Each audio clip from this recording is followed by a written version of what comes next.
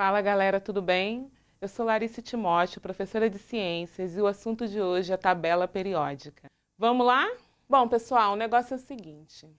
Eu já quero começar perguntando a vocês: de que é feito o Sol? Já pensaram nisso? A estrela que está mais próxima da gente. Mas do que ela é feita? Já pensaram nisso? Vou deixar essa pergunta com vocês e no final da aula a gente responde, ok? Nós sabemos que tudo é formado por átomos e que os átomos são feitos de prótons, nêutrons e elétrons na sua eletrosfera. Só que a gente descobre que tem vários átomos na natureza. Como que a gente identifica esses átomos? Cada átomo que a gente acha na natureza é identificado pelo seu número atômico. E o que vem a ser isso? O número atômico de um átomo nada mais é do que o número de prótons que existe no seu núcleo. Então, o número atômico do hidrogênio é 1, porque o hidrogênio tem um próton no seu núcleo. O do hélio é 2, porque esse elemento tem 2 prótons no seu núcleo. O do cloro é 17, por quê? Porque o cloro tem 17 prótons no seu núcleo. Então, quando a gente tem um número atômico, a gente consegue identificar que átomo é esse.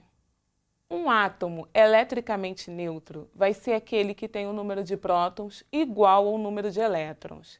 Então, a gente diz que o hidrogênio está neutro quando ele tem um elétron e um próton. A gente consegue alterar o número de elétrons de um átomo, por isso que essa informação é tão importante a gente guardar. Outra grandeza muito importante dos átomos é o número de massa. Cada átomo tem um número de massa específico. Como que a gente calcula esse número de massa? A gente pega o número de nêutrons mais o número de prótons do núcleo de um átomo e soma. Então, o número de massa vai ser o número de nêutrons mais o número de prótons. E aí a gente vai ter essa expressãozinha que vai aparecer para vocês agora, que é A igual a Z, que é o número de prótons, e que também significa o número atômico, mais o número de nêutrons. Com essa expressão, vocês vão achar o número atômico de um átomo, o número de nêutrons do mesmo, se for necessário, ok?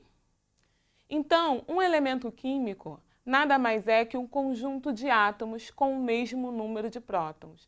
Então, se você tem o mesmo número de prótons em todos os oxigênios, você tem o elemento químico oxigênio.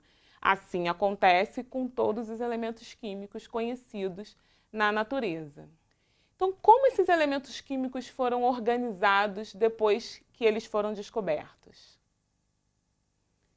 Muitos elementos químicos foram sendo descobertos durante o século XIX. Então, os físicos Mendeleev e Meyer começaram, de forma independente, cada um do seu jeito, a organizar em uma tabela os elementos químicos. Eles organizaram em ordem crescente de massa atômica. Mas a descoberta de Mendeleev e de Meyer ainda tinha alguns furos. E entra nessa história o químico inglês Henry Moseley. Através do estudo dos espectros de diversos elementos, descobriu que havia um número ordinal comum a cada elemento, que foi constatado que era o número de prótons do núcleo, o número atômico.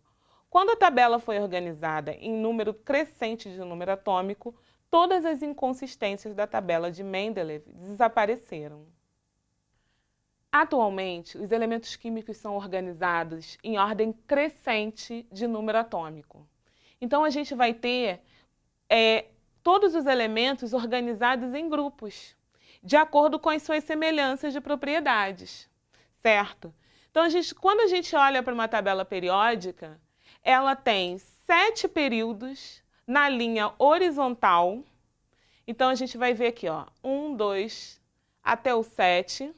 E esses 7 períodos correspondem às camadas eletrônicas de Bohr. Lembra de Bohr? Bohr disse que cada átomo tinha uma eletrosfera composta de 7 camadas.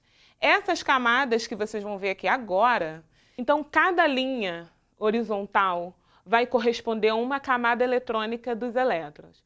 Essa camada, a número 1, camada K, 2, L, 3, M, 4, N, 5, O, 6, P, 7 que os elementos foram organizados, de acordo com a sugestão de Mendeleev, em elementos representativos, essas famílias e essas são os elementos representativos, e os elementos de transição ficaram no meio.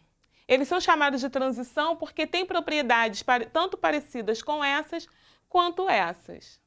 As famílias de elementos representativos, eles têm sempre o número de elétrons ligados às suas famílias.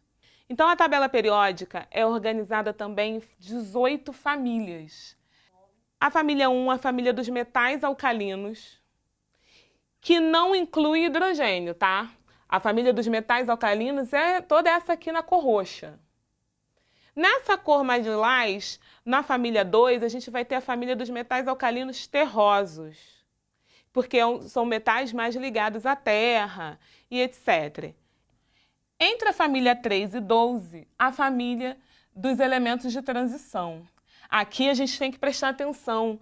Essas duas linhas que estão aqui, os lantanídeos deveriam estar aqui, foram postos aqui, os actinídeos aqui embaixo. Mas aí o que ia acontecer? Ia perder esse formatinho bonito, né? E essa linha ia esticar até... A partir da família 13, a gente tem nomes específicos para duas famílias aqui. A gente vai ter a família dos calcogênios, que é a família do oxigênio, e a família dos halogênios, que é a família aqui do flúor. E a família dos gases nobres. A família 18 é a família dos gases nobres, que tem esse nome porque eles não interagem na natureza. Na natureza você vai perceber que você vai ter um gás oxigênio, sempre vai ser O2, porque ele vai estar sempre ligado ao outro oxigênio. Assim acontece com o hidrogênio, assim acontece com o carbono. Mas os gases nobres não. Eles não precisam se ligar a outra molécula para estar estáveis. Eles estão sempre estáveis sozinhos. Como eles são autossuficientes, tranquilões, eles são chamados de nobres. Então, eles são os gases nobres. O hélio, o neônio, o argônio, o criptônio, o xenônio, o radônio e agora o organozônio, que foi descoberto mais recentemente. Nenhum deles precisa se ligar para ficarem estáveis na natureza. Quando uma família não tiver um nome específico, a gente vai falar o nome do primeiro elemento. Essa família 13 é a família do boro, porque o primeiro elemento é o boro. A família 14 é a família do carbono, porque o primeiro elemento é o carbono. E a 15 é a família do nitrogênio, porque o primeiro elemento, nitrogênio. Agora vamos responder aquela pergunta do início? O Sol, ele é feito basicamente de hidrogênio. 75% do Sol é feito de hidrogênio. Claro que tem um pouco de hélio, porque o hidrogênio, no calor intenso do Sol, ele se funde e forma aqui o gás hélio também, certo? O hidrogênio, lembra que eu falei no início que ele não faz parte da família dos alcalinos? Porque ele não tem família. #adote o hidrogênio. Ele não tem família nenhuma, porque ele tem propriedades tão específicas que ele não se encaixa em nenhuma família. Para ele não ficar sozinho, ele foi posto aqui. Como ele tem um átomo só, ele começa a tabela periódica. Mas ele está aqui em branquinho porque ele não faz parte de família nenhuma, ok? Valeu, galera! Espero vocês na próxima aula. Tchau, tchau!